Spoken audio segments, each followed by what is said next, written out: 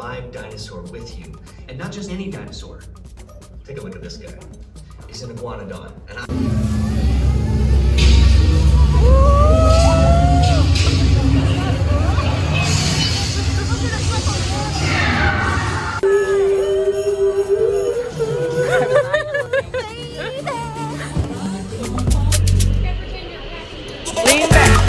Lean back.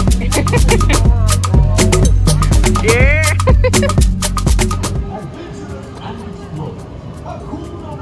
Hakuna Matata.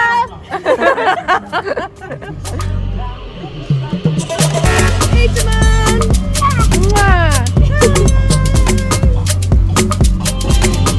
Have a good day.